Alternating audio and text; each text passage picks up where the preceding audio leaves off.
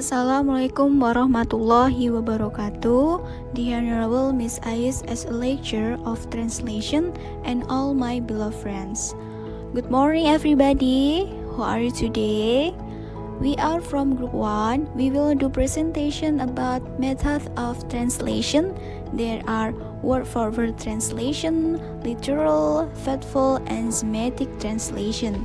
I'm Tika Rianti as a moderator here. And we have 9 speakers to explain our material. The first is word for word translation, explained by Sylvia Nur Aziza and Wiji Maya Anissa. The second is literal translation, explained by Dewi Indah Nur Safitri and Yukwiatu Nafis. The third is about faithful translation, explained by Nursela, me, Tika Rianti, and Milu Arumi Imaniar. And then the last is about semantic translation, explained by Dia Aliyah Rahma and Atik Puspa Mawarni. Okay, the first speaker, time is yours.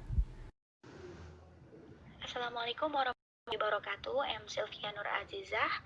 Here I am the first speaker. I will explain about it word for word. So word for word translation is a method of translating one word at a time in sequence. The thing that need to be considered when using the word for word method is that we must maintain the sentence structure in the search language. Therefore, this method can be applied perfectly if the structure of the language to be translated is the same as the structure of the translation language, or if the search text contains single word. This method is usually used to translate defectfully word. Jadi, word translation adalah metode menerjemahkan satu kata secara urut.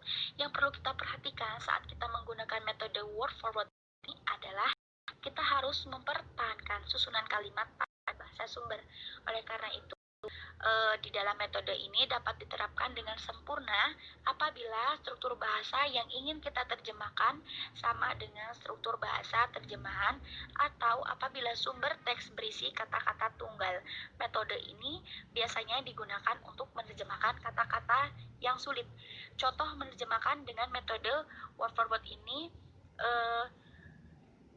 there are 3 boys and 3 girls in group A. Ada 3 anak laki-laki dan 3 anak perempuan dalam kelompok A. Bisa kita lihat di sini, karena susunan kata pada kalimat sumber dan kalimat sasaran serupa, maka metode word for word bisa diterapkan. Okay, well, here I will continue the word for word material. Another thing with the following example, I know that little girl, saya tahu itu anak perempuan. The correct translation should be I know that girl. In this example, the structure of the language in the short sentence and the target sentence is not the same.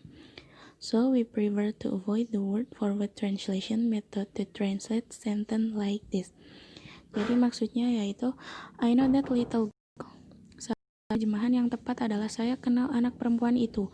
Dalam contoh ini, susunan bahasa dalam kalimat sumber dan kalimat sasaran tidak sama, maka lebih kita menghindari metode word for word translation untuk menerjemahkan kalimat seperti ini. Kemudian contoh selanjutnya yakni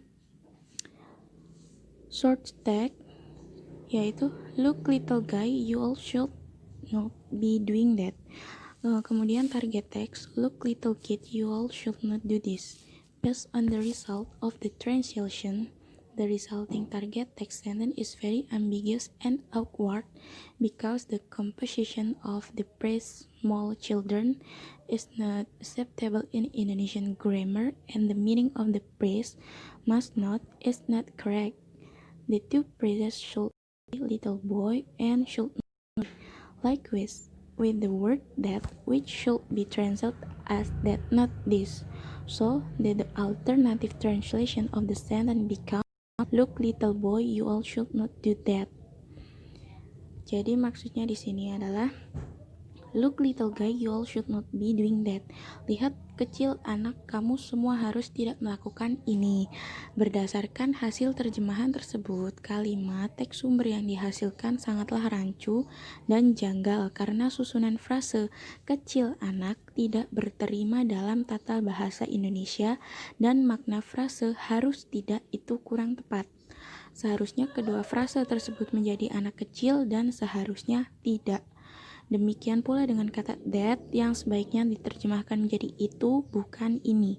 Sehingga alternatif terjemahan dari kalimat tersebut menjadi lihat anak kecil, kamu seharusnya tidak melakukan itu. Kemudian contoh selanjutnya yaitu short tag-nya I like that clever student, target text-nya I like it smart kid.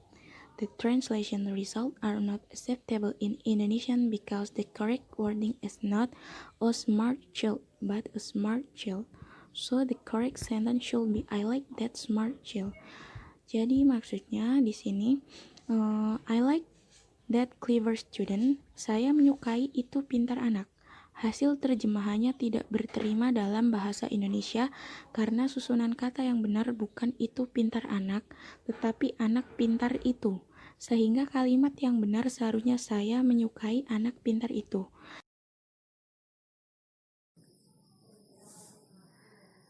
Literal translation. A literal translation is a translation that follows closely the form of the source language. It is also known as word-for-word translation. Literal translation is a form-based translation. In literal translation, the form of the source language is transferred into the form of the target language. A literal translation has little communication value. This translation often becomes a bad translation because the translation makes over the use of equivalent of the appropriate word with the contextual meaning.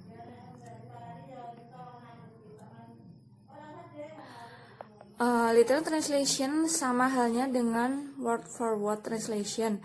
Metode literal translation juga menerjemahkan kata demi kata, hanya saja lebih menyesuaikan susunan atau tatanan kata dalam bahasa terjemahan.